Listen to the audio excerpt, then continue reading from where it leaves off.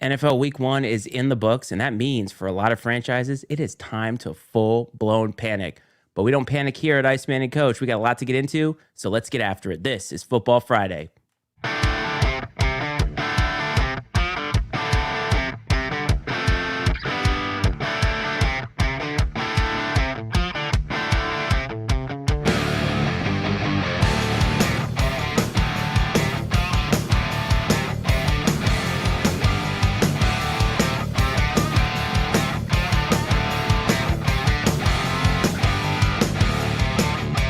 Welcome to the Frenzy, everybody. Not the Friday. Welcome to Football Frenzy, everybody. This is the Iceman, Matt Freites. That is the coach, Brad Powell. Unfortunately, it is not Friday. So used to saying Football Friday from last year, but welcome, buddy. How's it going? Iceman, doing well. Honestly, I didn't even notice you said it until you brought attention to it. It just rolled off the tongue I so know. smoothly. It did.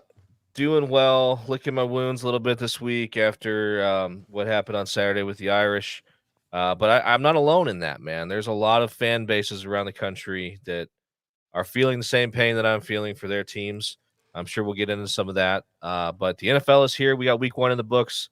You mentioned overreaction, and it's so true, man. Fan bases overreact so much. But with 17 weeks ahead of us, and I think this is what people talk about that don't like the playoff, is it does take away, every game doesn't carry the same weight or whatever. There's a lot of time in this season to right the ship. That's true now with the 12-team playoff in college football. But one thing we lose sight of, kind of like even in professional baseball, is that, if you fall one game short of making the playoffs, that one game might have been that week 1 game or that baseball game in April or whatever. So, in the end, they do all matter. And so we'll see where we go from here. Just glad we are off and running. I always love to say that if a team misses the playoffs by one game, it's because they lost on opening day. Like, just blame opening day because everybody says, it's okay. There's 161 more of these to go. But if you're going to pin one game, you got to find it somewhere.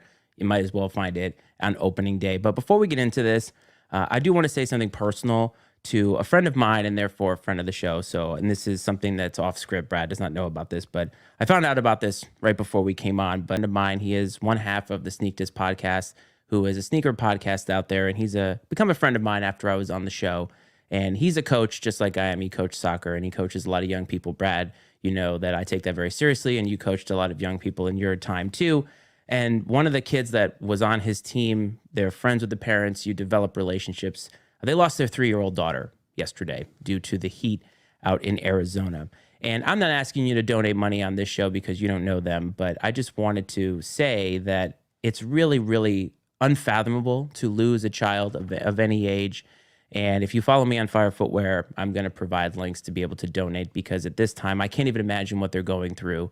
And in that time of grief, just inconsolable grief, I think the thing that they need most is probably money for like DoorDash and stuff like that. So I just wanted to take some time at the top to say that.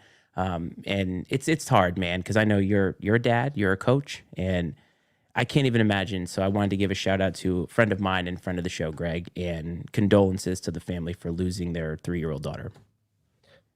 Can't even imagine. Absolutely awful. Would not wish that upon my worst enemy. And so, obviously a lot of positive vibes going their way. I hope that people are able to help and do what they can. That's rough, man. That's brutal. I don't know what else to say. Just absolutely terrible. Yes, and in order to awkwardly transition, speaking of brutal, Notre Dame against Illinois. Excuse me. See, I did what I did last week. Northern Illinois goes into South Bend and wins a slobber knocker 16-14. Now, we haven't done a lot of talking about Notre Dame losing games like this on this pod, right? And this is the first time I've actually seen you, I would say, outwardly disappointed, outwardly upset, stung by a loss. I think you've seen them lose, but sort of gotten used to it. Like the Ohio State game last year, you felt like, hey, they could have won that game, but it's against at least an opponent that you feel like was on their level, if not a little bit better. This is not. This is a group of 5 school, and I think you were embarrassed on behalf of them. I don't know. I think saying embarrassed takes credit away from Northern Illinois. They came in well prepared, uh, well coached, and with a great game plan, and played a great game, and did what they had to do to win the ball game. There's no way to dress it up. There's no excuses to make for Notre Dame. They just flat out stunk. There's no way around it. And I think that the coaching staff is gonna have to wear that, and I don't think it's gonna go away anytime soon. I don't think a big win over Purdue this weekend makes that go away. I mean, really anything shy of them running the table and, making winning a couple games in the playoff, I think that it's that significant. It would take that for people to, like, kinda write this one off as of, "Okay, like, that sucked, but we figured it out, and we still put ourselves in a position to compete for a national championship." If that if that doesn't happen, like, if they lose this week to Purdue, for example, or next week to Miami of Ohio, I don't people are gonna lose their jobs. And I don't wanna put the cart in front of the horse because I think very highly of Marcus Freeman and what he's done at Notre Dame and the coaches that he's brought in. But this is one thing I said, I made that kind of reaction TikTok on Saturday night, and I've said this other places. This is year 3 for Marcus Freeman. He's had 3 offensive coordinators, 3 quarterbacks, and the offense still looks to lack explosiveness. Now it's tough to say. I mean, last year they scored a lot of points. They averaged 40 some points, but they played some really bad teams last year, and they blew out the bad teams last year and struggled on offense a little bit again in the games where they needed the offense, right? Against Ohio State, against Louisville, barely scraped by against Duke because the offense was, they just didn't show up. And I think that it's a byproduct. I think we've learned now you can't blame the coordinator, you can't blame the quarterback. Uh, it's a byproduct of Marcus Freeman's just defensive philosophy as a program. I mean, that's what seems to be the case. And I would really like to see him. You have the offensive coordinator that had that coached the number one offense in the country last year with a Heisman Trophy winning quarterback. You have a quarterback that was throwing, nearly 300 yards a game at Duke, that could throw the ball downfield, that attacked defenses. So what's the only common denominator in the situation? And it's Marcus Freeman as the head coach. And I love Marcus Freeman. Again, this isn't an indictment on him as a person or anything, but he talks about um, to question everything, and nothing is above reproach, and so on and so forth. Well, he needs to look in the mirror a little bit and question his philosophy when it comes to offensive football, and he needs to let his offensive coordinator and his quarterback and his playmakers that he has on offense go out and play. I don't know if that'll happen or not. Some coaches are stubborn, man. They're really stuck in their ways. Even the most open-minded, self-reflective coaches out there, um, they're very entrenched in their philosophies, and so we'll see if any change occurs. I hope so. It has to happen. They've got to, step one is just to go win on Saturday. I mean, if they can win convincingly, great, but just go win. Get one in the win column to get the ship moving back in the right direction. But uh, again, no excuses for Notre Dame. No way to dress it up. Terrible loss, and only up from here, hopefully. Yeah, you hope. But I'm a little worried for Marcus Freeman because I, like you, worry about defensive minded head coaches. And I mean, I'm going through that now with Brent Pry at Virginia Tech. And, Virginia Tech didn't look that great against Marshall. They certainly stagnated in the first half, came back in the second half. But I think in today's game of football, offense is much more prevalent. And I think having a more aggressive approach is what seems to win more football games. And guys that are not getting all the best talent. I mean, Marcus Freeman, I think, is a good recruiter, but even I, as an outsider, have to look at it and think, what is not translating with his coaching? And I think that that's a fair assessment because they are not coming up in the moments that you expect them to. And now this season, they've let you down in a moment that they really shouldn't have. I mean, they looked good, if not just good, great against Texas A&M in a hostile environment. Their defense looked elite. And then all of a sudden, their offense can't put it together. Now, you said they can't blame the quarterback. Well, I think you found out right quick that that is untrue because you defended the man or the boy, kid, whatever you want to say, and got crucified for it. So people are going to blame the quarterback because it's the easiest position on the field to blame. No, you're right, and don't get me wrong. There were things that could have happened play calling wise on offense. I don't think that Marcus Freeman is telling Mike Denbrock, "Don't throw the ball downfield here. Don't do this. Don't do that." I mean, there was opportunities downfield where Riley Leonard just flat out missed open receivers. Yeah.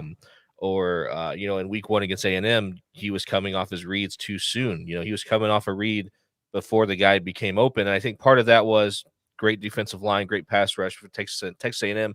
Young starters on the offensive line, that internal clock was ticking probably faster than it should have been. hit with him trying to get the ball out. But he also suffered I think a labrum injury possibly or whatever at some point in the game to his non-throwing shoulder. Again, though, it doesn't take away from. I mean, let's not let the defense off the hook either. One of the best defenses in the country, allegedly, right? And returns most of the guys from last season. You had an opportunity to stop them from going down and scoring to take the lead, and you let them go on a 5+ minute drive down the field. So, the defense, this highly touted defense, had a chance to essentially win the game for you, and they failed to do so. So it's really easy to look and say, oh, they only gave up 16 points, which is great. But you know what? Like, it was a couple too many, obviously. And two too many, I guess, to be precise. And uh, you know, if you're the real deal defense, if your defense is what it's supposed to be, this is when you show it, right? You need to show up when the game is on the line and make plays, and they couldn't do that. They definitely came into that game overconfident, not giving Northern Illinois the respect they deserved, and they paid the price. Let me tell you what, there is hell to pay in South Bend. And if they look good, if they blow up Purdue on the road, everybody kind of forgets it the more and more you win. More and more you win, I it'll think soften it a little bit, but it will. But again, winning does cure a lot. So just keep on winning. That's really what the mantra has to be. But I think we all need to kind of watch it because Marcus Freeman could be on the outs if they have an 8-4 season. no, that's it, man. I think so. Yeah, No again, question. great guy. A lot of people were excited for the hire, but you got to win. Doesn't matter what you came in with; it's what you do, and you got to win. Absolutely. Now let's move on to something that's maybe not as stinging for you. So you talked to me offline about Florida State and Michigan being two programs that are shells of themselves. Now we just had almost a debate before we came on live because I said I think that Florida State doesn't get a pass, but I feel like maybe Michigan does get a pass for some reasons. And you said, well, we'll talk about it. So let's talk about it. I get, kind of what you said too. You mentioned that no one expected, most people didn't expect Michigan to just keep it rolling. I mean, some people did, sure. I think if they did, they're maybe a little delusional, not being honest with themselves. They lost a lot, man, a ton. Yes. And Florida State lost some stuff too, but they also appeared to, at least on paper, to sort of, backfill with comparable talent at some of those positions, at least on paper. And they've lost to far inferior opponents, right? Now, I mean, at least as far as expectations go, Georgia Tech, Boston College, those aren't two great losses. Michigan got the doors blown off of them by Texas. Texas might be the best team in the country, Yeah. possibly. Certainly up there. They're in the conversation. So I don't think that there's it's not so much that Michigan lost to Texas. I think it's the fashion in which they lost that has people concerned, if you will. And they didn't look super impressive against Fresno State either. And the Big Ten with the added programs is going to be tougher than it's ever been. So we'll kind of see where things go from here. But I don't know, man. For me, I get torn between like the reality, like looking at let's look at the real, like let's look at the roster, let's look at the reality of the situation, let's look at the schedule. I get torn between that and the emotion of listening to fans and being like, almost just because they're so delusional sometimes, rooting for them to be disappointed. And I found myself in that position with Michigan because I did stumble across a few things where, I stumbled across a podcast similar to ours, guys talking about sports, and one guy's like hardcore Michigan fan, and the other three guys are like, dude, like Texas is gonna like go in there and steamroll them, and he's like, no way. I mean, he just could not wrap his mind around that was even a possibility, and it happened. And so I think that that's the sort of thing. I try my best to be as objective and realistic of a fan as possible. That's probably an oxymoron a little bit in most cases, but I'm not impressed with either one. I mean, the way Florida State's looked, man, it's like, geez, like it's almost like they gave themselves the death penalty, right? Yes, it's bad. Yes, they look. I'm not even sure how to describe it. You can write off a week one loss. It's week one. But then when you go into week two against BC, who, yes, is ranked now, but is going to come right out of the rankings, and we'll talk about that later. It's a matter of how you look. And Mike Norvell's squad does not look like they're even in the same library as the coaching, as any other team that they have played. Now, I'm sure that by the end of it, they should right the ship to an extent. And I want to bring up Michigan too, because Dave, our friend on political football, obviously a Michigan guy, he did bring up a good point about the fact that the run to the national championship for Michigan ended up, and how long it took JJ McCarthy to make his decision, did make it or hinder their ability to go into the portal to get a better quarterback option than what they have. And I think that that's fair, right? You win a national championship, you play a lot later. Then, of course, they lose their coach. They've got to figure all of that out. That does throw recruiting, especially the transfer portal, which you have to be so active in. And it does throw a wrench into things. And then they lost a lot on their roster. And even talking to him that morning, he said, I'm a little bit ornery because I know Michigan's going to lose their first game or their first home game since like 2021 or something like that. And he's realistic about it. And I think it's okay. But I do want to ask you a larger question. Mike Norvell at Florida State, got to get it rolling. And I think that they probably will give him at least this year. And I think it's fair. But Sherrone Moore, what's the leash on him? Because obviously you don't want to be the guy to follow the guy. So I told you that I think that it's okay for them to have a subpar year compared to what they've done.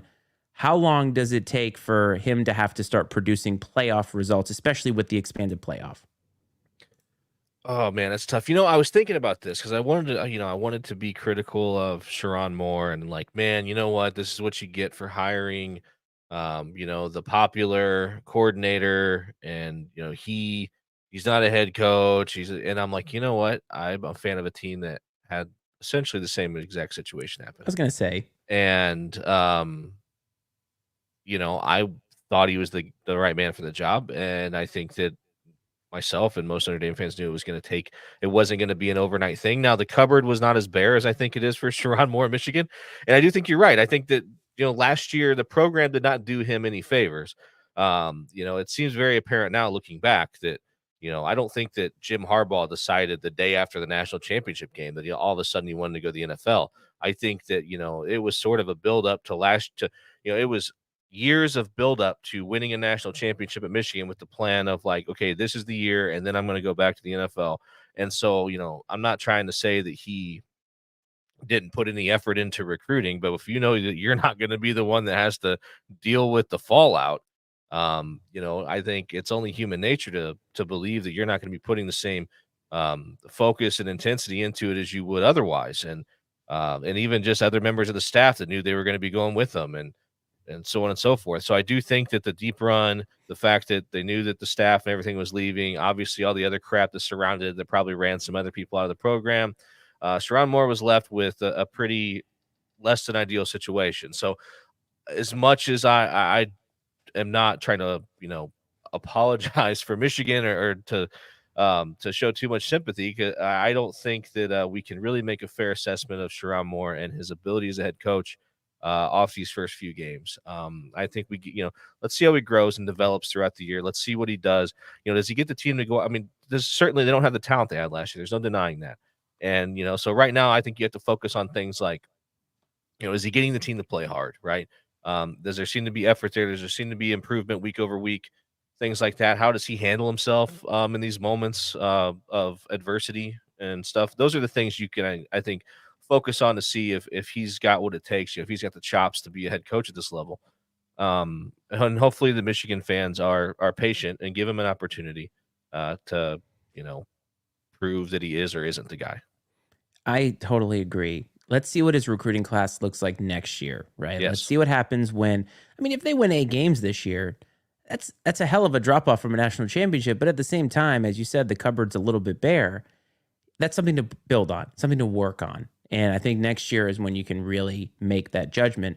Mike Norvell, I think, is in a little different situation where you almost go to the playoff, and then to look as bad as you have looked, he's got to get it together a little bit more quickly. But I still think that he survives the year, unless they're like 2-9, which I just can't fathom that because I think there's too much talent there. But it's going to be rocky road for sure at Florida State. But all this talk we talked about Michigan and all these players leaving.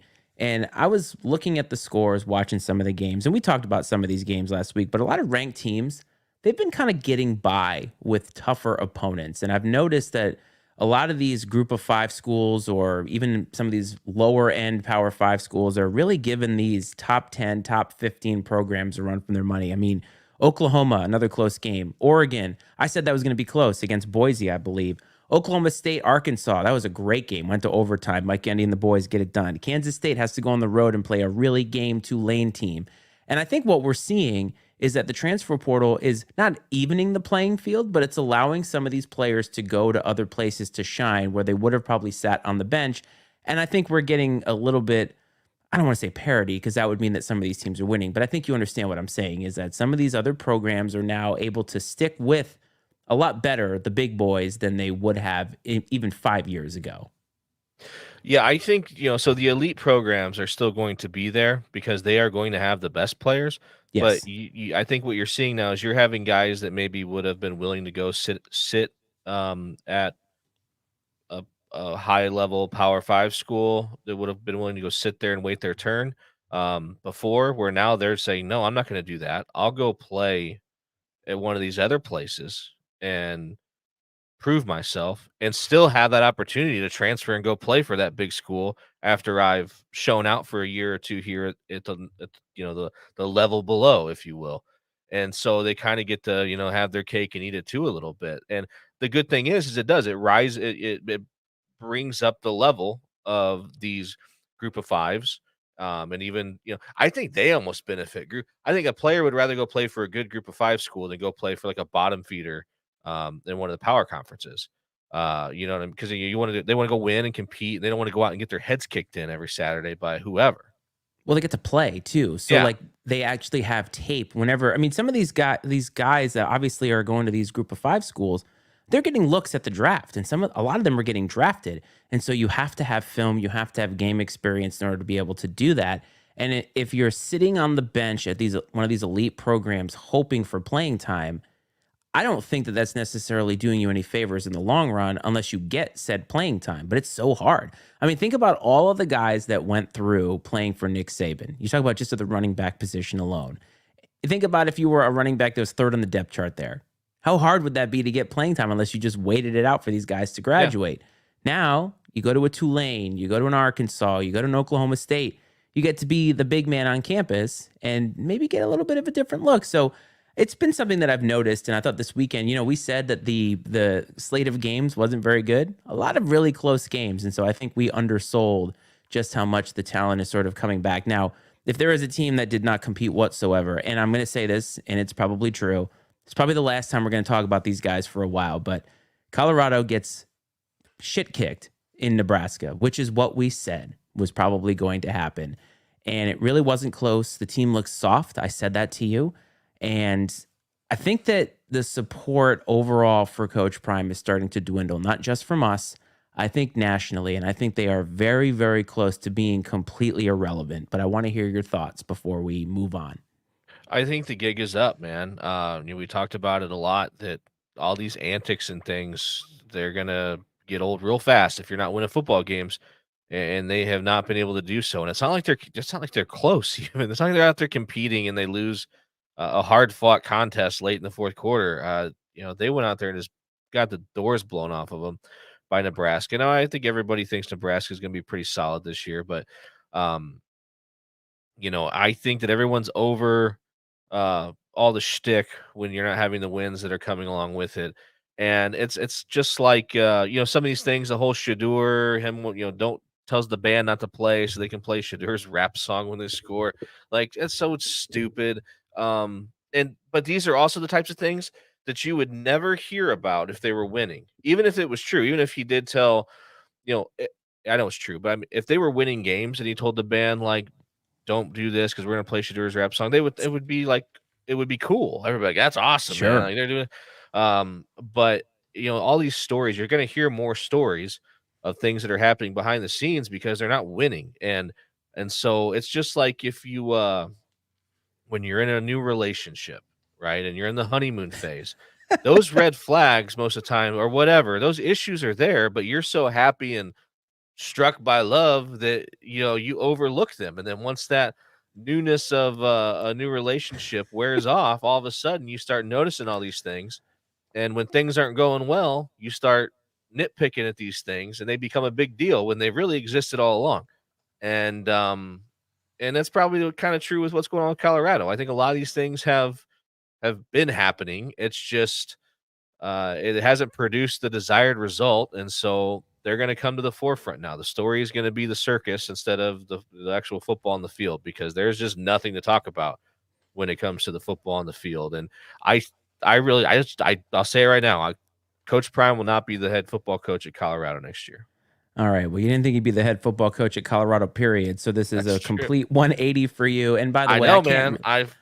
I know. I can't really add to this, honestly, but what I will say is that if you're looking for relationship advice, 703-718-6314 is the Yep, number, and Coach will tell you whether there are red flags or not. But that's always. probably the last time we're going to talk about Colorado for a while. I just had to mention it because I think it's worth noting. We've talked about them a lot, but now we're going to talk about some real programs. So let's move on to week 3.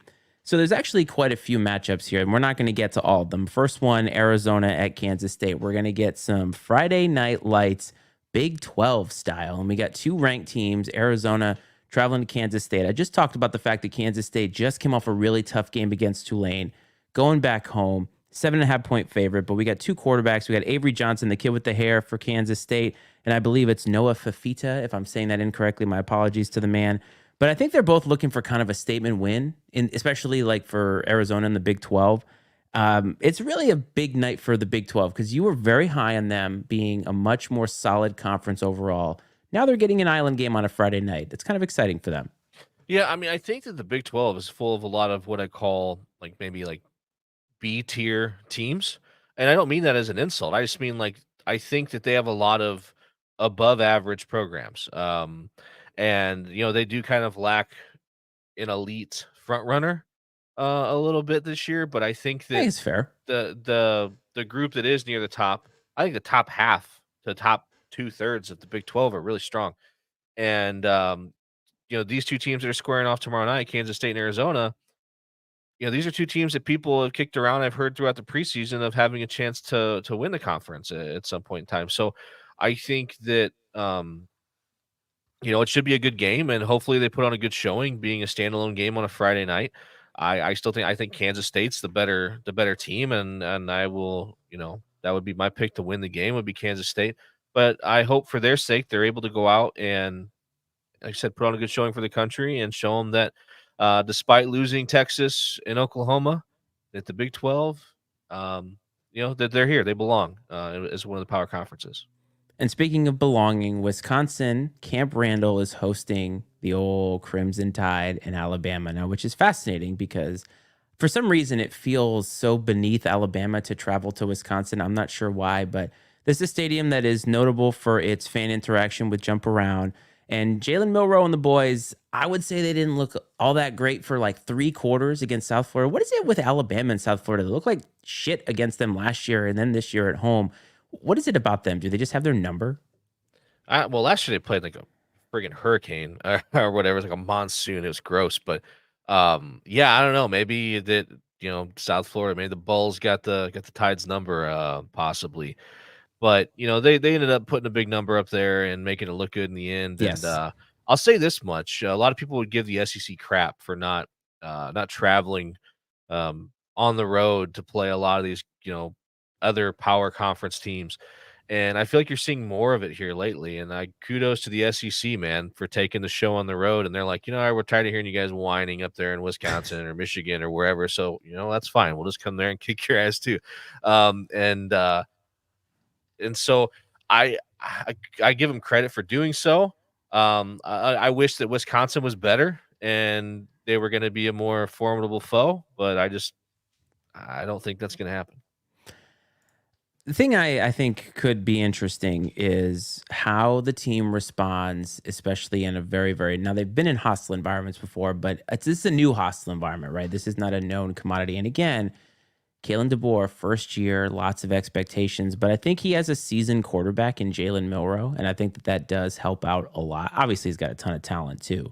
But I could see this game being one of those where Wisconsin kind of wears them down for 3 quarters, and then Alabama finally comes out on top, very similar to the way they looked against South Florida. And it would be more understandable because it is on the road. But I think it's fascinating because it's a matchup that you don't see very often. You don't see Alabama really mess around with a lot of these Big 12 programs. And so I think that's why I circled it on the calendar. I want to see how they look against the team that wants to lull you to sleep.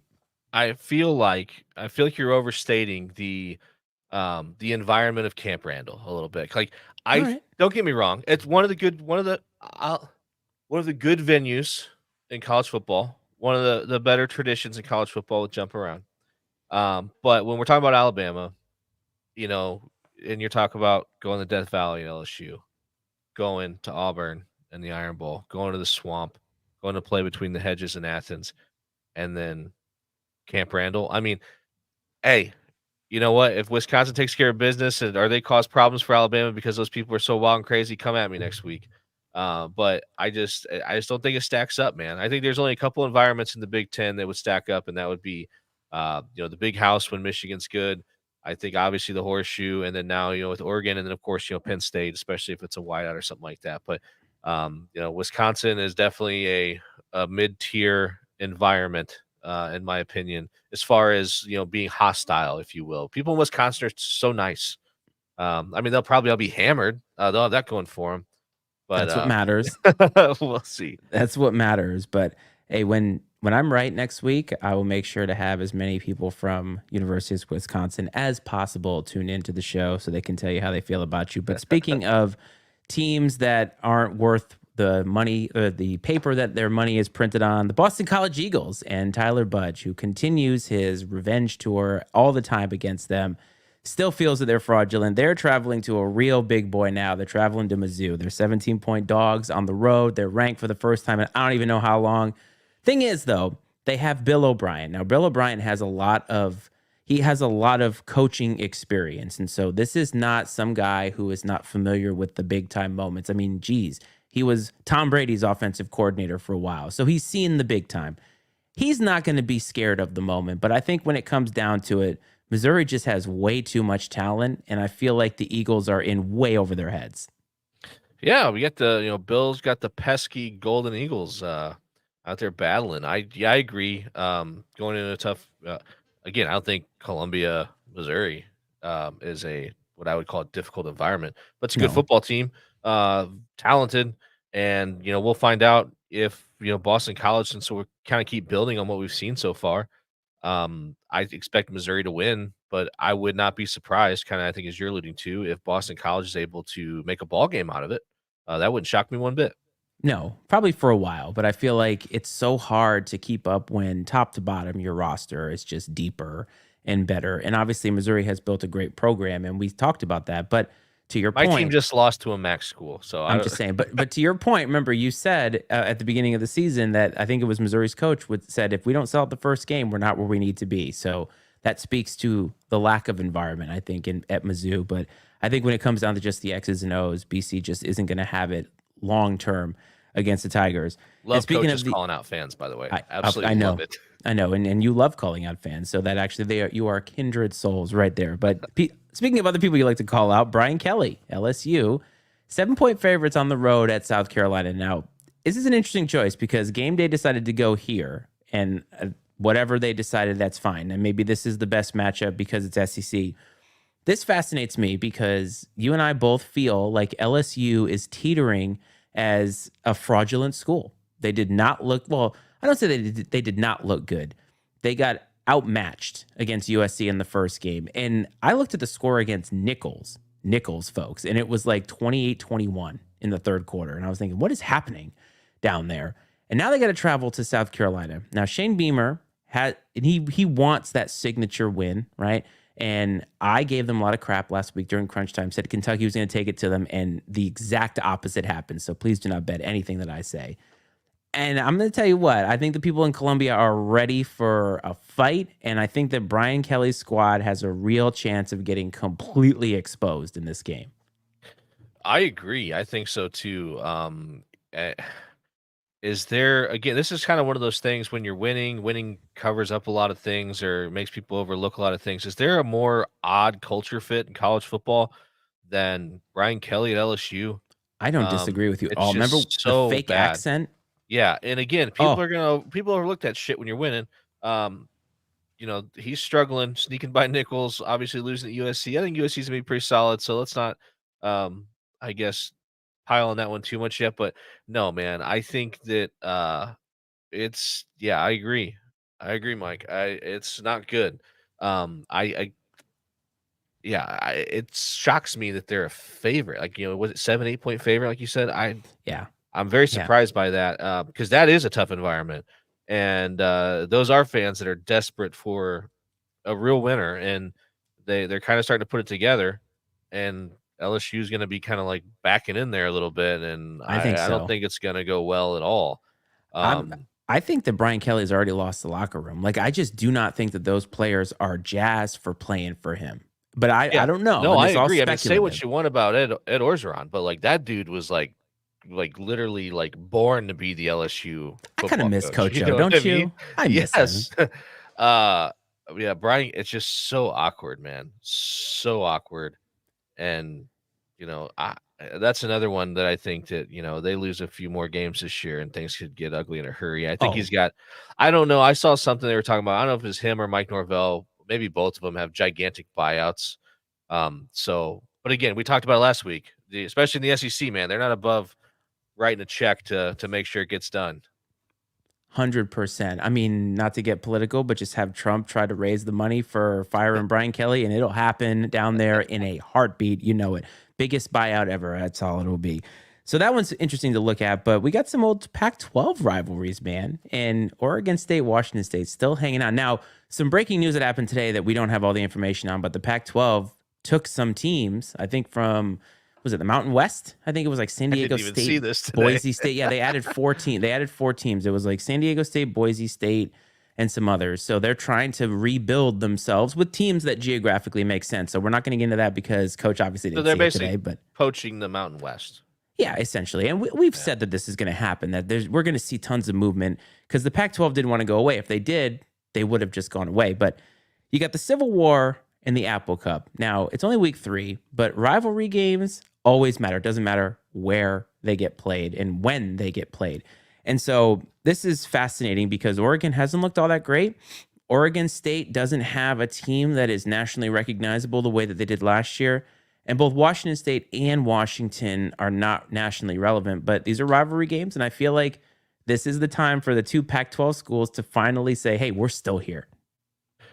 Yeah, these 2 games, they don't have quite the luster nationally they've had, in some of the recent seasons, but, they still mean a lot to the people locally, I guarantee you they do, and, but that being said, I think Oregon's too much. You mentioned they haven't looked, great so far this year, but I think that, um, this is an opportunity for them to take that next step and to really, get to where they wanna be. Washington State, I bet you that would be a fun game to be at because I Yes. feel like that one would definitely have a lot of energy around it.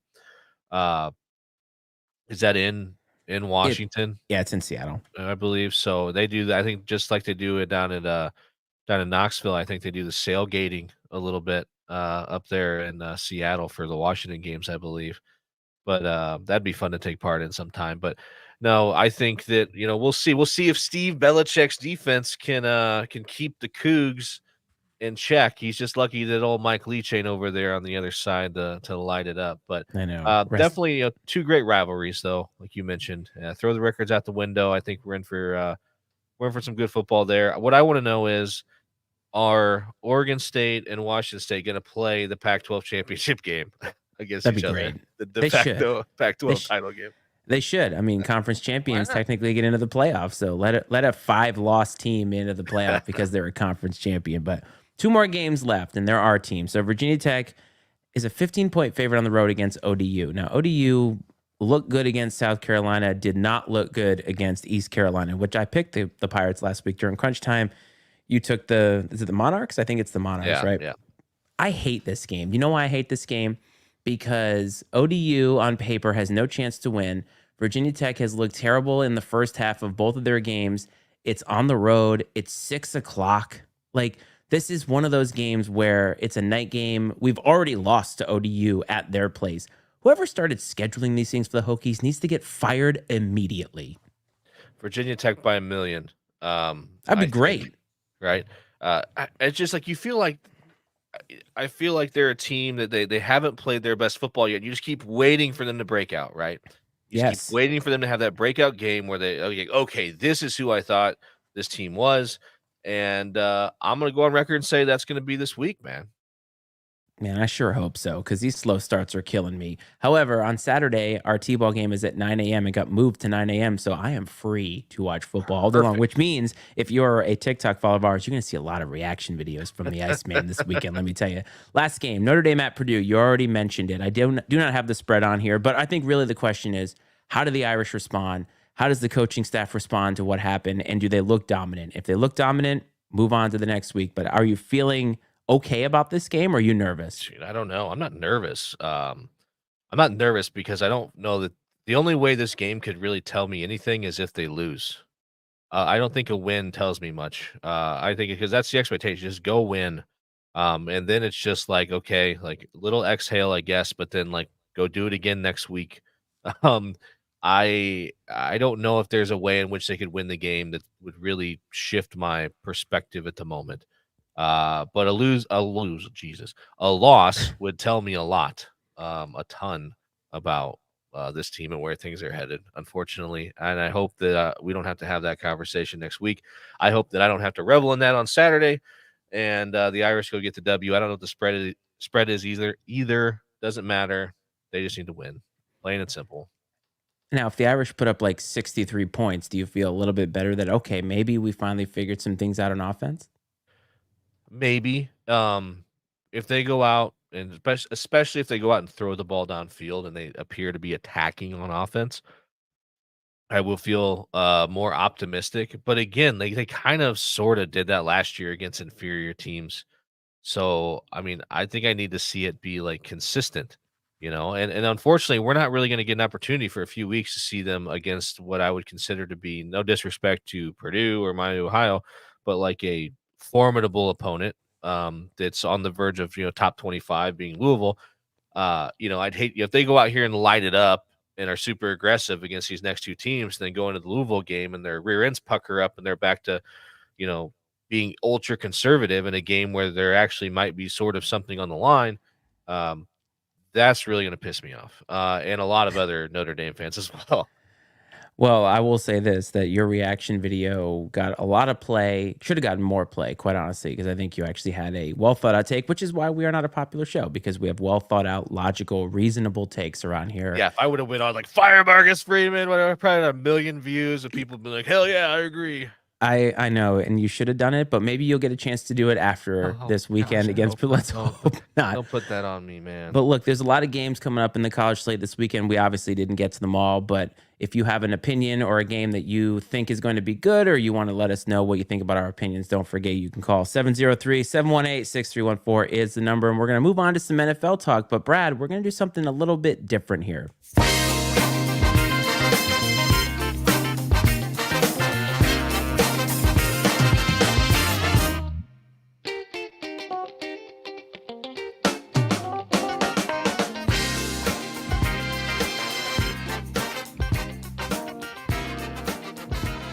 We're going to start off with Iceman's Stat of the Week, normally something that we do at the end, but today we're going to do it here because it really is meaningful for what we're going to talk about. So this is week one. Obviously, I would say that there was a lot of mediocre quarterback play. So I have a stat to sort of quantify mediocre quarterback play. Are you ready? Of course, my friend. Let's hear it. All right. So NFL quarterbacks this weekend threw for, on average, 188.3 passing yards per game, which is the fewest in any week since 2007, in a league that people are telling you is a pass-first league. On top of that, there were 35 passing touchdowns in week one in 2024. Do you know how many there were in just 2021? That's only 3 years ago. No idea. 61. Wow. So what Think that about tells the quarterbacks you've lost since then. Right. But I think what that tells me is that the preseason is completely meaningless and useless. That I think that so many starters are not playing anymore that you're getting constipated offense in week one. And that's honestly what I saw watching Red Zone. Is it seemed like there's a lot of mediocre quarterbacks who either aren't in a rhythm or what, but it's a trend. Passing in week one is coming down. And I think that's directly correlated to the fact that these guys just do not play in the preseason anymore. No, you're right, and I don't think that's going to change, especially when you're paying these guys what you're paying them at this point in time, and they've proven, especially the quarterback position, to be so valuable, and directly tied to your success and ability to compete for championships. So, can't say you blame him. I can't say that I blame him. And yeah, Mike makes a good point there. Uh, you know, longer season for sure. So they're trying to preserve these guys' bodies a little bit more. And 100%. you know what? We always know we notice, of course, the quarterback and stuff like that. But I what I'd like to know, because I don't pay this much attention, but some of the more like some of the line like offensive linemen or receivers or running backs even and defensive players, are these guys playing more limited snaps because of the longer season than they Could be. typically would? Are they kind of easing all of these guys into things a little? I'd be curious to know kind of where that stacks up compared to 5 years ago. I'm not curious enough to like dig into it by any means, but like I'd wonder if that's happening. Probably not so much on offense because you want to protect the quarterback, but I don't know. Yeah, it hasn't looked great, and constipated offense is a great way to put it. Yes. Um, Yes. It was and it was timing is not. such an important part of offense, right? Oh, it really is. And I think to add on to that too, I think that the big money that these teams are spending on especially their skill position players, I think they know that the players just do not want to play in the preseason because they're just too valuable. There's too much money tied up in them, especially a quarterback. Like, why on earth would the Chiefs put Patrick Mahomes in any snaps in the preseason? He'll figure it out. Like, he's going to figure it out. And why would they do that? They have so much money tied up in this guy. I hope that the NFL comes up with like a happy medium of how to do this because I think that obviously there are certain guys who can use the reps, use the playing time, the game experience. But for the most part, the guys that are probably going to start week one. I mean, how many of them really need it? Week one is basically your preseason. And so I think it's natural that you're going to see a trend that offense is going to be bad. But the only game that we saw good quarterback play was the first one, Yeah, and I think basically. as fans, we forget these guys are human, man, and this is their Yes. job, right? So think about you and your job. Let's say you work somewhere and Please don't. you have some sort of responsibility that ties into like making budget, right? At the end of the year, making budget and that's the goal, right? That's your Super Bowl. If we can make budget, like it's been a great year, I'm gonna get a fat bonus, whatever the case may be. And is your level of effort gonna be higher on the last month of the fiscal year than it is the first month of the fiscal year? Probably, right? Yes. You're probably not putting in the effort or having the attention to detail, even though those things could, you know, are going to ultimately build up to your goal. You're not going to be putting the same effort into that stuff early in the year. Because and probably especially if you've had experience in this and you know that like, hey, they don't need my best effort right now. As long as I show up in Q4, we're going to be fine. And, I guarantee you that the Tyreek Hills of the world, or some of these guys might be, listen, brother, as long as I'll be here when it matters, and when it counts, and we'll get it done. But until then, leave me alone. Yes. I mean, that's what I would say. Anyway, so let's talk through some of these. So first game was Thursday night, Ravens and Chiefs, two teams I think that you and I know objectively are going to be good teams in the NFL, which I think is kind of fewer and far between. Like I don't think we feel as confident about a lot of teams. And that game we saw what I thought was two teams basically playing chess, trying to figure each other out. And what it comes down to is that it's very, very possible that the site of the AFC Championship game is going to come down to a big toe because that's really what it came down to in that game. But I want to ask you a fundamental question. I think I said it to you in text. When I watched this game, you and I talked about Lamar Jackson. Like, what is it about him? There's so much talent there. Why don't they win more, right? Or win games that matter more? And I said, and it's not to disparage his talent. I just think that Lamar Jackson is such a unique talent and he's so much more talented than everybody on his team, even at the pro level. But I feel like he's missing the elevating. Does that make sense? Whereas Mahomes does whatever he has to do to make it work. he elevates guys, and guys, I don't know, there's like an it factor with Mahomes that seems to be there, doesn't seem to be there for Lamar, and I don't know if it's because his playing style is so unique. What do you think? Because I haven't quite figured it out. That's a good point. You know who else was kind of like that? Now, definitely personality wasn't the same, but Cam Newton was like that, right? Exceptional talent, but he didn't really elevate his teammates or guys around him. You know, he was like I was think Peyton Manning was sort of a star maker, right? Like he would make a household name out of a guy that nobody would have ever heard of otherwise. Yes. You know, Patrick Mahomes has sort of proven the ability to do that, like you said. I do like it feels like it's Lamar and just whoever they can round up to send out there with him. That's what it. There's not a lot of star power on that offense otherwise, and it's because like he doesn't he doesn't have like this is his number one receiver, you know, like this, like, you know, a lot of these other guys, you know, like the Mahomes and Kelsey and, um, you know, the Peyton Manning and Reggie Wayne. And, you know, there's a lot of these famous tandems and like he doesn't have, he's Batman. He doesn't have a Robin. There's no one else. And it's not saying these guys aren't talented. It's just, I think you're right. I think it's the way he plays the game. Uh, that it's almost like he tries to put it all himself. It's him against the world type of thing, it feels like. I don't know if it's intentional. I just think part of it Right. might be that's just the way the dude's always had to play the game because he was for a long time in his career, he was or throughout playing football, he's probably always been the most talented guy on the field and just had to find a way to make things happen on his own. And I think it's tough to break someone of that, especially if they've had success doing it, which he has. Yeah, I mean, he's won MVPs. He's put up ridiculously gaudy stats. And I will say that he probably has Mark Andrews, probably the closest thing that he's had to a guy that he would consider like his reliable number one. But even Mark Andrews has had injury issues. They've tried to get receivers in there. They had Hollywood Brown, that didn't work out. They got Isaiah Likely, who's the guy with the big toe, who Dave said they got to send to ballet school because like figure out how to toe tap, or else they win that game, right? And Mahomes, I thought, had the presser of the year so far when they asked him about it. And he said, bro's just got to wear the white cleats next time. And I'm like, that's, yes, spot on, spot on. But the Chiefs winning, the Ravens not winning doesn't tell me a lot about either team. It was a good game. It's a game that I think we could see again in the playoffs, and it is what it is. But we talked about the Brazil game last week, Packers, Eagles. It's actually a pretty decent game, but nobody's talking about the result because Jordan Love gets hurt with 6 seconds to go, and everybody's talking about field conditions. Now, I know that you have something to say about this. Well, the field conditions were bad. And they were bad before Jordan Love got hurt. Yeah, it was talked about throughout the game. They were interviewing the coaches about it, you know, in game interviews and asking questions. So I think that the bad part is the NFL is trying so hard to make this a global game and to generate more revenue, but at what expense? Obviously, I mean, these are professional athletes, okay?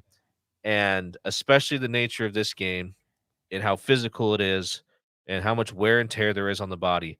They need to play on a surface that is appropriate for their level of talent and their abilities. And a soccer pitch in Brazil or wherever Brazil is not it. You know, I think there's a standard that has to be put in place when they play these games. I'm sure they would say there is one or whatever. Well, it needs to be raised a lot if there is. Um, and I think that, and again, the NFL is a business, man, putting profit ahead of player safety. And it's not just with field conditions and this sort of thing with the international games. Um, you know, it's with CTE. They still, I think, you know, they basically pretend it doesn't exist. They still don't talk about it and stuff like that. I That's one thing that really stinks. I think that's kind of the dark underbelly of the NFL. At the end of the day, it's a business that operates like one, and it is certainly profit ahead of player safety, no matter what sort of different fluff they put on it in the public eye. And it's really a shame because Jordan Love is one of the, you know, up and coming young talents and at the quarterback position, especially. And like Mahomes needs, like, he needs someone to rise up in the NFC to challenge him. You know, we've had that throughout football history, right? Like these great duels between quarterbacks. And I feel like we don't really have that guy at this point in time in the NFC. We got some guys that could maybe become that guy, and he was one of them. And of course, anything else could happen. A crazy hit, something on a perfect playing surface, on a legal hit, could injure him. But why increase the odds by playing on what I would consider to be an unacceptable playing surface? It's made for players and play style that just do not mesh. Soccer players, it's a finesse game. They're moving so much differently. They're lighter. In some cases, like 100 pounds or more lighter out there on the field. And yes, they're moving around constantly, but the impact, right? The way the force of nature that football players have, the way that they're cutting, the way that they're built, they need a field that can match that intensity, that can match the style of play. But what kills me is the NFL can't even get field conditions right. Remember Super Bowl a couple years ago, guys were Yeah. slipping all over the place. And that was at an NFL stadium. So they clearly do not understand what it means to put their players in the best position to succeed. And to me, succeeding is not just making money. To them, it is. But the safer the players are, the more they're out there, the more exposure that they get, the more dollars that the NFL stands to make. And so it's just a bad look. Like, it's a bad look when the fans are like, who cares about Brazil? Nobody cares. At least here, nobody cares. And then you got a guy get hurt. And that's all that people are talking about, which is the exact opposite of what the NFL wants. And before the game, Goodell said he wants to have 16 games a year internationally. And this is before Jordan Love got hurt. So it just tells you, you know what they're looking out for, and it's not the players. But that was the first two games, first two stories. It was pretty crazy. A big toe, and Jordan Love is out. Now, I will say this, and I want to say this directly. If you were one of the people who said that Jordan Love was soft because he got hurt by the way that he got hit, because your 10-year-old gets up from hits that are harder than that, please tell me you've never played a sport of any kind, have no idea what you're talking about, because that is some of the most ignorant shit I've ever heard. Yeah, these people are idiots, man, that say that kind of stuff. Absolute idiots. Um, One takeaway I think I texted you about after that game, or at some point in time over the weekend, was, so obviously Thursday night we saw two of the best teams in the AFC. And in that game was two of the perceived better teams in the NFC. Obviously, you're still missing the 49ers and Detroit, but it's two very they looked a lot more polished and ready to go Yeah. in the AFC matchup than Yes. in the NFC matchup. It was sloppy, a lot of turnovers. I mean, it was definitely not the level of play that you would expect out of two teams that have some pretty high expectations coming into the season. Yeah, but it goes down to sloppy play. I mean, even looking at some of the other results, Patriots beat the Bengals in Cincinnati. Everybody had that, of course. A terrible game, by the way. Absolutely terrible game. Jacoby Brissett, like 130 yards. The Patriots, death by a million paper cuts. But Gerard Mayo gets his first win, and probably one of very few that they're going to get in New England. But you get that. The Steelers kick 6 field goals, win by 8 points over the Falcons on the road. In what I believe you said, Falcons -3 might be the most obvious thing ever, but you picked the Steelers to win that game. Right. So, you Yeah. know, just bad play all over the place. And then you get the Cowboys and the Browns. So the Cowboys signed Dak, $240 million. Good for him. They look great against the Browns. Not really the story. The story is Deshaun Watson. And we're not even going to talk about the stuff that came out about him after the fact.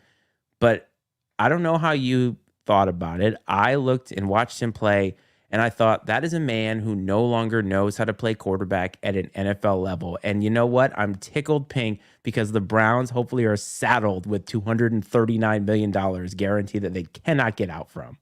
That's the story here. Is this is just shining a gigantic spotlight on that decision. And it's not, I mean, I don't know. Could the Browns be set any further back than they already are, just like by default? But they've somehow found a way to outdo themselves. And it stinks, man. Like, I want so bad for the Browns to be like, I want them to be like the Lions. I want to see the Lions and the freaking Browns in the Super Bowl, and like the toughest, most grittiest Super Bowl ever. But the Browns aren't holding up their end of the bargain. Um, I just the fine people of Cleveland deserve better. They've deserved better for a long time, and to be stuck with that guy, despite despite the off the field issues, just to be stuck with him as a quarterback at this point in time, sucks. And for you to get up every day and drag your sorry ass to your miserable job, knowing that that guy is making the kind of money he is and going out there and performing the way he's performing has got to be incredibly depressing. Um, it's just, it sucks, man. And, because I just feel like they deserve better. I don't know why. Like, just maybe not the franchise, but the people, they deserve better. Now, you and I both thought that the Falcons were going to look a lot better, but Kirk Cousins still looked like he might actually still be hurt. He might actually still be recovering. He didn't look very confident in the pocket. Didn't look like he could make some of the throws that I think that we're used to seeing him make. And the general question I want to ask you as it relates to some of these teams, I mean, not the Jets, even though Rodgers was fairly pedestrian, like 150 yards, it didn't look very good. But if you're the Browns or you're the Falcons, now the Browns have Jameis Winston, so you kind of know what you got there. But I think they have a good, solid team behind him, right? Like Joe Flacco got them to the playoffs last year. But if you're the Falcons, if Cousins looks like this 3 weeks in a row, are you thinking about Penix right now? Probably. I mean, there's so much pressure on these organizations to play these young guys. Probably. I don't see any. I mean, if you're going to be not very good anyways, why not? We talked about this, I think, last week. Let Penix sit there and learn. I was assuming Cousins seems like a pretty good dude. I can't imagine that he's not like trying to teach him and coach him up. Even though he's there to take his job. I don't think he's giving him the Brett Favre treatment. I might be wrong. Who knows? But I think what you have with Cousins is you have a high floor but a low ceiling. You kind of know what you're going to get, um, and just he's not the kind of guy that's going to go out there and win a game for you. Like while Lamar Jackson may not need a supporting cast, Cousins does. He needs some dudes, and um, I mean they got some guys, right? But Yeah. they're still they're not enough to I think bail him out, if you will. So I do think you're going to start hearing people call for Penix, and he'll probably end up in there because that's just the way this thing goes most of the time, unfortunately. But I don't think that's going to solve their problems. I think this wasn't going to be an overnight like rebuild, flip the script. Now that the Falcons are legit, like some people thought it might have been. It's going to take some time. But these two teams have some interesting parallels at quarterback in the sense that you obviously have the Browns who signed Deshaun Watson to that contract, which I think you and I would agree probably the worst contract in NFL history, if not one of the Yeah, one of the worst. yeah, it's up there. And then you got the Falcons so they signed Kirk Cousins, I think it was like $120 million. And then they draft Michael Penix. And the combination of the two is very concerning because if you really think about it, their process was pretty bad. Because if you're going to draft Penix, why would you spend all that money? Like, it's a lot of money on a guy, Kirk Cousins, who's like 36 years old. And then, or you draft Cousins, he's really great, or you pay him, and then all of a sudden you draft Penix, who's not going to see the field, and he's older. So, like, both of these franchises have put themselves in the weirdest spot with the quarterback position because I think the Browns now are stuck. And look, they're going to try to get out of that contract. You and I both know that. I don't think they should. I think they should be saddled with it. And I think that if you are somebody who thinks you know anything about GMing, just point to that move and say, this is exactly what you don't do. Because they didn't do any due diligence on the man, any due diligence on his mental health, all that stuff. And I think I saw that if they let him go next year, he's like a $72 million cap hit. It's insane. They're probably behind the recent allegations that have come up, so they can what are they violation of Oh yeah, player conduct there has to whatever be they're something. gonna find a way out of this thing. They almost don't deserve to because of how terrible of a decision it was. But at some point in time, yeah, you got to turn the page. Um, yeah, definitely puzzling. We'll see though. Like I said, one game. Watch, they might come out this week, both of them, and look awesome. I doubt it, but it's possible. It is possible. Now, you also said that the NFC was missing some of its best teams. So that would be the 49ers, who I think looked amazing against the Jets. Now, the Jets came out, looked good on one drive, but I think overall, it was obvious to me that the Jets are not in the same class as the 49ers. The 49ers look like they're ready to make a playoff run right now, and the Jets looked soft. They kind of got beat up. Like they really got beat up on the line. But then you got the Lions, who, if that wasn't a gritty win, what was it?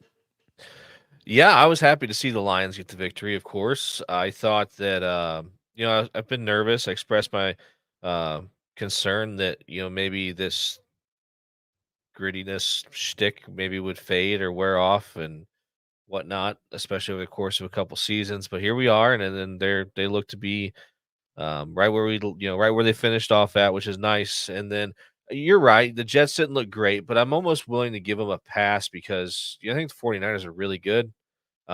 Yes. Much different than like the Green Bay and Philadelphia game.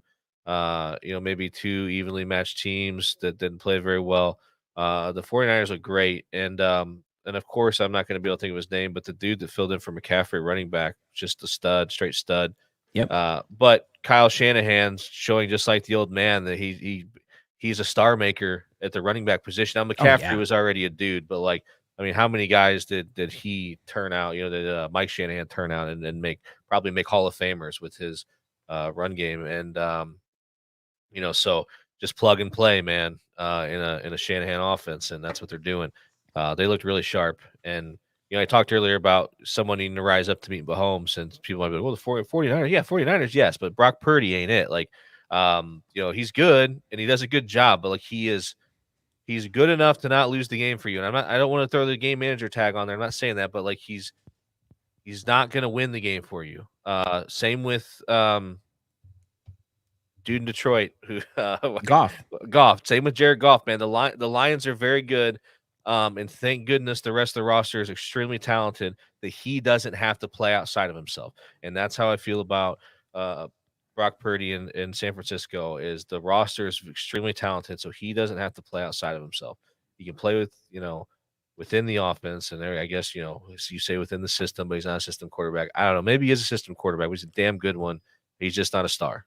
Isn't theoretically every quarterback a system quarterback at some point? Like you have to develop in the right way. How many guys have we seen have all the talent in the world? Zach Wilson, right? All the talent in the world in terms Right. of raw talent. Couldn't make it work. Definitely probably won't make it work in Denver either. But the thing that's so fascinating about Brock Purdy is the amount of value that the 49ers have at quarterback. Like they have a guy who makes peanuts compared to what everybody else makes, but a guy who can do a lot of the things that some of the mid-tier guys like, are you kidding me? Like would the Giants rather have Brock Purdy or Daniel Jones right now? Not even a contest. And it's not as Right. if Brock Purdy is like the elite of the elite. But I said to you, he makes the throws he's supposed to make. He's got a ton of guys out there. Greg Kittle just goes open, puts his hand up, and Brock's like, that's all I got to do, right? Backyard football kind of stuff. But when they go up against Mahomes, who is a guy who can do anything that it takes to win, what happens? They lose, and they've continued to lose. And that's what I think that they're missing. But the Jets, yes, you want to give them a pass, but I'm going to tell you something right now. Robert Saleh is not the guy. I think I saw a stat that he has like 18 wins as Jets head coach and 19 double-digit losses. Like, that's not great. Whew. No, that's not great. And I think it's going to be a race to see who gets fired first between him and Brian Daboll. Oh, The the difference Giants is, look so bad. Brian Daboll like has the scapegoat of Daniel Jones to maybe utilize it to his advantage, but Daniel Jones also making a hell of a lot of money. Where Robert Saleh has a Hall of Famer at quarterback, and sure we can sit there and look at the rest of the roster and whatever, but at the end of the day, that's you're tied so much as a head coach, I think, to the talent and ability of your quarterback, and so it'll be interesting to see how that plays out. And I'm wondering, if the things do go, because of course Rodgers got hurt last year, so he didn't play the season. And if things do go south with the Jets, what happens there internally? How big of an issue does Rodgers become? Is there internal strife between him and the staff, or him and other players? And um, it'll be kind of I don't want to say interesting to watch. It could probably be sad to watch, truthfully. Yeah, probably. But this is what you get paid for. What can I say? You Yeah, mentioned the Giants. Good Lord. I mean, they oh, bad, brother. wow. Wow. Like to the point where Malik Neighbors has been there for a friggin' cup of coffee. He's like, I'm already done. Like, I'm already done with these people. The Giants are so poorly managed.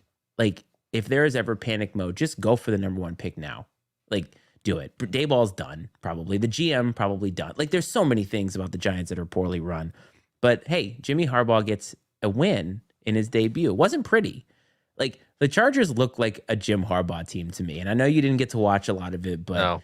Justin Herbert has the biggest arm in the NFL, and he's got like 150 yards or something. They win by 2 touchdowns, but that's not what I took away. I mean, congrats to Jim. Antonio Pierce. So I'm going to give you a game situation, and I want to ask you from your coaching standpoint what you would do. So there's like 6.5 minutes left in the fourth quarter. The Raiders have the ball inside or like on the 40-yard line of the Chargers. So they're on positive territory. It's 4th and 1. What would you do down 6 in that situation? I'll mute myself. That would help. Down 6 in that situation on the plus 40, 6.5 minutes to go. I think, I mean, there's a lot of factors you have to take into consideration, what's going on, how the game's gone up to that point. How did you get to that position? Are you moving the football? But I don't know, man. I think I'd kick the field goal. I think I'd kick the field goal and play defense and hope to maybe have a shot at a field goal to tie it. But like I said, there's a lot of factors that I don't know. Like, how's your defense? Is your defense been able to stop the offense? Are you on a drive? Have you driven to this point? Yes. And because I think if you've got some momentum and you're moving the football, I would I'd go for it. I think if I'm moving the ball, I think I'd go for it. Well, and that's what I'm talking about, right? Because Antonio Pierce, it goes back to what you talked about earlier about I don't know what they did. I didn't watch the game, but I wouldn't. They punted. Punt. Yeah, I definitely wouldn't punt. No, they punted. So this is the Antonio Pierce was a guy who got selected because the players all wanted him, and that's fine, right? Like, you want to have your locker room, and that's all well and good. Like, you want to have guys who your players respond to, but they also have to have merit as a head coach. And that was my first sample size of Antonio Pierce this season as a head coach. And I think I immediately texted the guys and I was like, well, he's coaching like a guy who doesn't want to keep his job for very long, because they punted back and ended up giving up a touchdown. And they were down by 12. So a punt in that situation is basically like a turnover. It's no different really than going for it. And if you can't trust your guys to get a friggin' yard when you've already been driving, like, what are we doing here? And that's what I took away from it. Well, it would require a perfect punt to just, hopefully put them in bad field position. You're so close. You're so on the fringe of it being a touchback. The chances of a touchback occurring where you're really only gaining 20 yards of field position is extremely high. There's just not a lot. The risk reward of punting in that situation is not favorable at all whatsoever. That's why it didn't even occur to me to punt it. That honestly, that thought never even entered my mind. And we're not even talking about numbers either. Or try the field goal, because at least if you try the field goal, at least you're giving yourself a chance to only need a field goal to tie it if you can stop them. To where punting, you're still like, well, shit, even if we stop them, we still got to go down and score a touchdown at that point in time, probably with how much time would be left on the clock. Now, kicking the field goal obviously doesn't increase like your percentage to win by a lot, but it's being more aggressive than punting the ball away. Punting the ball, you might as well just give it to them. Like, you're handing that off to them, basically. Now, I do want to acknowledge this comment here. This is Dave, who is coming in here late and saying that Antonio Pierce would be the 3rd best coach here if he joined the show. I don't know if that's necessarily true, but I think all 4 of us now would agree that not one of us would have punted. But Antonio Pierce, I think, is not long for the Raiders' job. And quite frankly, the Raiders, not really the greatest run organization in football right now. They're going to be a dumpster fire this year. So let's look on to week 2. So we should say this. Normally we'd be on a Wednesday. We're on a Thursday. The Bills are kicking the absolute shit out of the Dolphins 31-10. And it is in the third quarter, halfway through the third quarter. Last time I looked, right when we started, it was 7-7.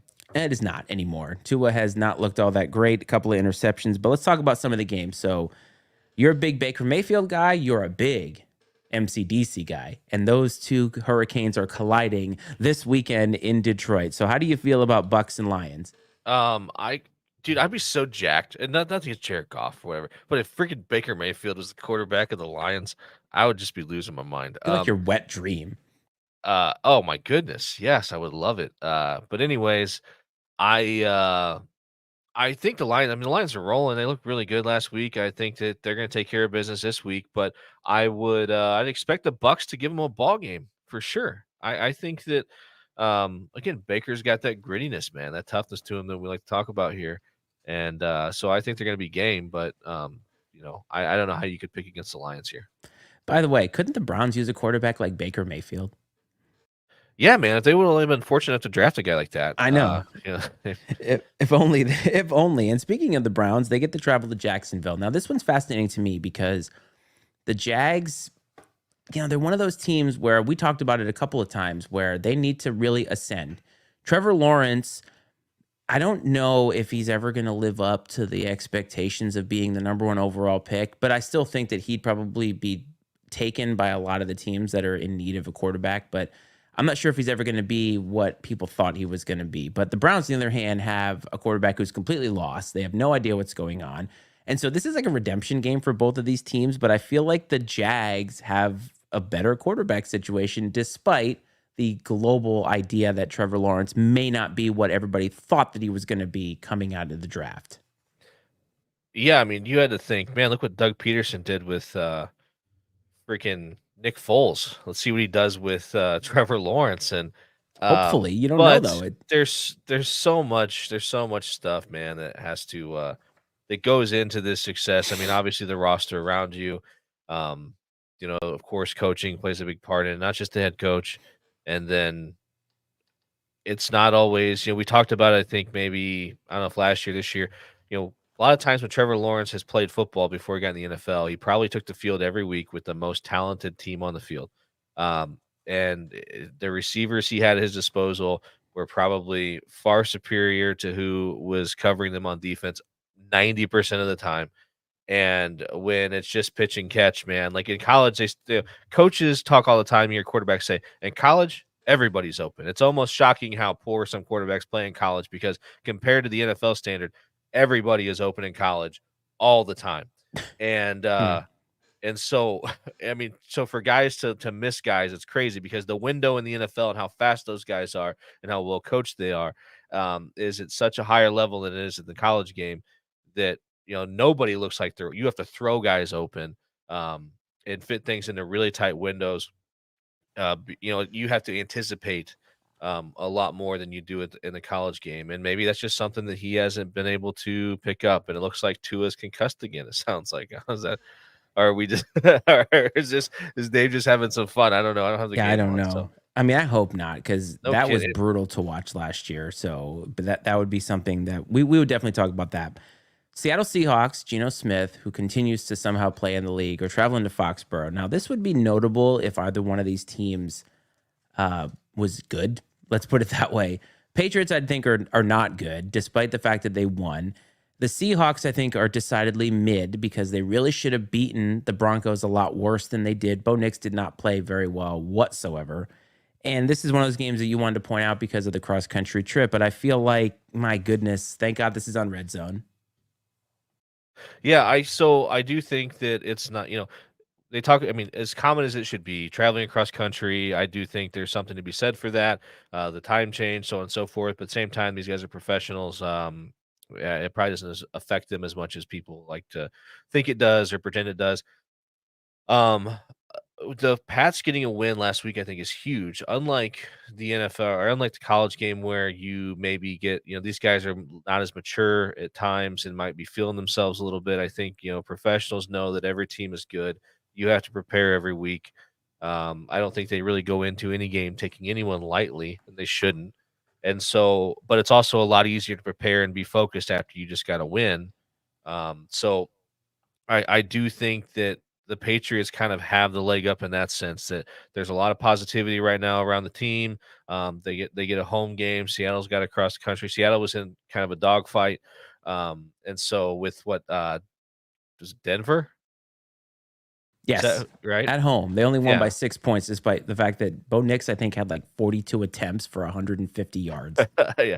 So they were a little bit of a dogfight. They got to go on the road and whatnot. And I'm sure I'm probably putting way too much stake in some of this stuff, but I really feel good about the Pats in this game, man. This is exactly how it's going to go. The Pats are going to win like 7 games with Jacoby Brissett, and not a one of them is going to be fun to watch. I can tell you that right now. The Then, Pats baby. are a team made for red zone. Bengals at Chiefs. Now, on paper, this should be a really great matchup, but the Bengals, as we just talked about, did not look very good. Not getting good vibes out of Cincinnati. And the Chiefs, they're the Chiefs. They're just going to keep rolling on. I feel like this is one of those. Bengals never really win their first game until like late September anyway. So I don't know. The Chiefs, I feel like, are just going to take care of business here. And we're going to find out, like, are the Bengals possibly fraying at the seams? So I'm glad that it's just me, you, Dave, and my dad that are going to hear this. I don't want to say it too loud, but I think the Bengals are done. Oh, they're Like, no, no. Say it I louder, think the please. moment is past. I think, I yeah. just I Ooh, I like it. I like I where your think head's Joe at. Burrow's just broken at this point. I hate saying it 'cause I Ooh, love me some Joe Burrow. I mean, I just think that I think it's done. I think we've seen the best of Joe Burrow. I think ooh. we've seen the best of the Bengals for a while until we see the next iteration of them once this current roster cycles through, and it sucks and it's depressing because again they play in the gritty AFC North, but um, I think that ship has sailed, man. Their window closed and it closed fast. I love a good hot take in week 1 because there's 16 more But this weeks has to been go. building though, man. This is not I mean, this has been Oh, I building. don't disagree. I don't. You and I both said that Joe Burrow was dangerously close to being possibly on the sunset of his career because of all of the injuries. It's just a lot of weirdness. But this is all one of those. The Bengals have been a traditionally poorly run organizations forever. You know what I mean? Where now they're talking about, oh, we don't really have money to pay Jamar Chase. What are you talking about? Like, he's one of the reasons why you are relevant in any way. So, like, find money to pay this guy. You know what I'm saying? It's odd. And then he doesn't practice. They don't look like they're in sync. Joe Burrow is obviously very talented. I mean, when he's healthy, they are really, really good. Is their head coach any good? To Dave's point about Zach Taylor, like, there's so many factors that feel like are not in the Bengals' favor, and they're playing that. This is not a good recovery game. Traveling to Arrowhead. I don't want to get too off tangent here, but I know I've caught little like whether on TikTok or some parts of political football where they've talked a little bit about the quality of coaching in the NFL, and I don't think they're off base because I think back to let's just say the prior generation of NFL football, and the great quarterbacks and the great coaches. There were these just great coaches that were like, I mean, they were like an institution, Bill Parcells and Bill Cowher, and some of these guys. And I feel like they just, some of these teams cycle through head coaches so quickly sometimes. And one, just everyone's so impatient now. And then they're always going after the next shiny thing, right? And now it tends to be the next shiny offensive genius guy to come along to try to be a quick fix. And I mean, how many guys right now that are coaching in the NFL would you say are like, yeah, Belichick just retired and whatever. You got Andy Reid. I know that obviously Sean Payton is still hanging on, although now with the Broncos. How many guys are you like, okay, that guy's a Hall of Famer as a coach? Like, right now you can say like that dude's a Hall of Famer. He is like going to go down in history as a legendary coach. Where I feel like 15 years ago, you probably could have named off like a dozen coach, maybe not a dozen, 10 coaches, then be like, these guys would be, the Tony Dungy's of the world. I said Belichick, um, Parcells, Cower. Um, I I don't know. I'm sure I could go on. Maybe A I'm dozen, huh? completely off. That's good. Maybe I'm completely off base, but I just feel like you don't have those um, Mike Holmgren. I don't know. I mean, Nice just some save. Kick guys that come save to at a mind. Butte right there. But I think that the difference though is let's Lovey take Smith. there you go. Oh God. Let's take a Sean let's take a Sean McVay for instance. I think you and I would both agree that he's a very sharp head coach. I mean, obviously they won a Super Bowl. He's done a lot with very little there, but even he was thinking about getting out after that Super Bowl because I think guys are just not as willing, at least in my opinion, to stay for like 30, 40 years the way that other guys would. I think it's an older school mentality to do that.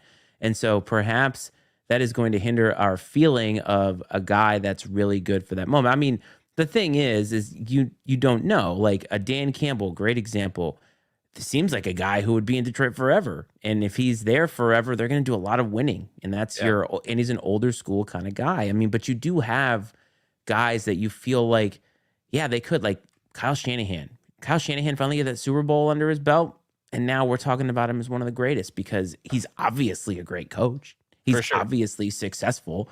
I think it's just a matter of that our perception is a little bit skewed because it's so difficult with as few people as like stay, right? Guys get cycled through so often. Guys that we think are the next up and coming guys. I mean, geez, like Mike McDaniel could be one of those guys, but all of a sudden now Tua's not there. The team looks decidedly different, and boom, he's gone. Right? He's the flavor of the month, and then boom, he's gone. And it's a tough business, man. It's a tough to be a coach in the NFL, but if you're gonna do it, you gotta be at least good at it. And I think there's a lot of mid coaches out there, Oh, there absolutely are. And Mike Tomlin's, I feel like an idiot for forgetting Mike Tomlin. And as you should. just the dude just wins, right? Yeah, Wins with just enough, nothing. anyways. Wins just God, enough. 6 Well, field goals. especially recently. Oh, good The talent lord. has not been there, but the guy finds a way to get it done. And this week we have a battle of two of these guys, right? Mike Tomlin and Sean Payton going at it, right? A battle of two guys trying to, uh, you know, still do it at a high level and keep their careers alive because Tomlin wants to coach at a high level, but he doesn't have players that have a high level. This is the problem because he's no, going to have Russ, and Fields did not look all that great.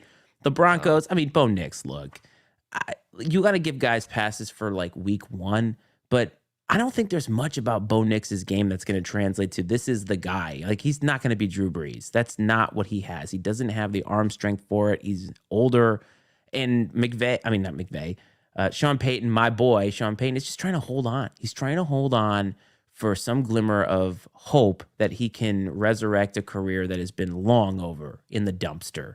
And I'm not a big Sean Payton I guy, know. Do but you you're think right. these guys go into TV and then when they're sitting watching these games and they're like, "Man, these coaches are idiots. Yes, I get the yes, chance to get back in this thing. I'm gonna go steamroll these guys." yes, because And then people are somebody stroking offers him their a job. egos. Like Yeah. people stroke their egos, and not everybody can do it. Sean Payton, the game has passed you by, my friend. Get out while the getting is good. You mentioned that game. Last one I want to mention: Falcons at Eagles. The reason that this is interesting: does Kirk Cousins look any better?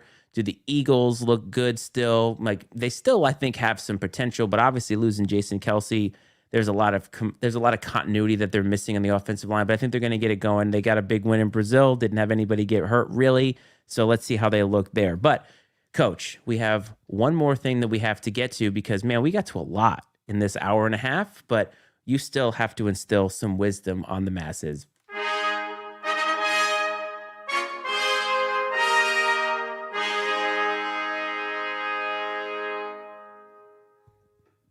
And the trumpets always mean Coach's pick of the week. Coach, you improved to 5-0 after saying that Texas was going to beat Michigan in the big house. Not really the hottest of takes that you've ever had, but a solid, if not spectacular pick, and you are undefeated. Well, and to cover the spread, which they did, and sorry, I almost forgot. Hear ye, hear ye.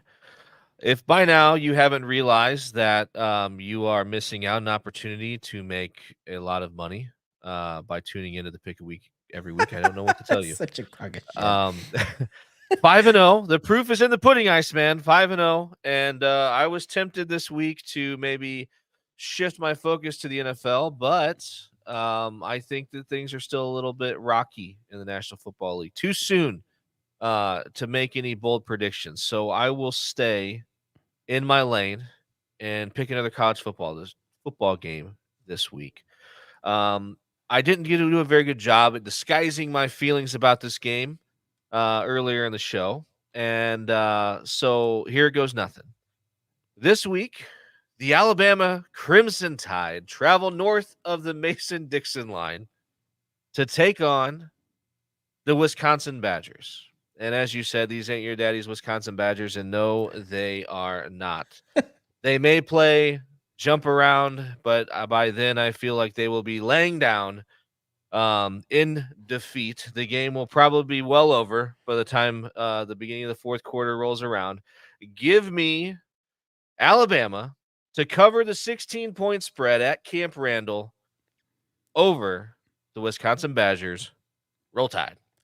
You heard it here, folks. The quest for 6-0, Alabama to cover at Camp Randall against Wisconsin. Coach, as always, so let it be written, so let it be done.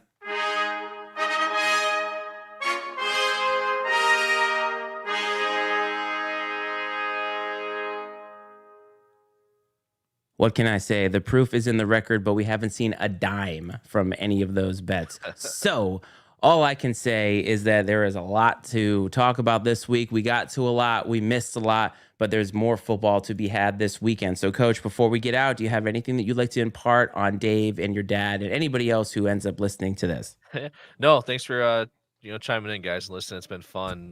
This is just it's fun to just get together and talk about football, man. So pumped it's back, and as soon as we think we kind of have a feeling on what's going on, the games are going to happen this weekend, and it'll be a total shift. And I'm talking about how good I think Alabama is, and how much I like Baker Mayfield. He'll probably throw 4 interceptions, and freaking Wisconsin will beat Alabama, and we'll go back to knowing absolutely nothing about anything. But that's the best part about this show is we don't claim to know shit. So good times had by all, and looking forward to a little football this weekend. Yeah, we don't know shit. So you're listening to us because you like us, and we appreciate you for that. You can follow us on all the socials, TikTok.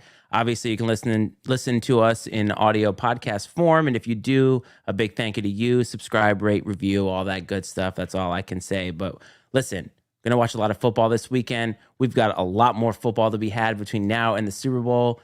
We're just getting started. So want to thank everybody as always. Hope this finds everybody well and safe as I always do. And we'll see you next time. This is Football Frenzy.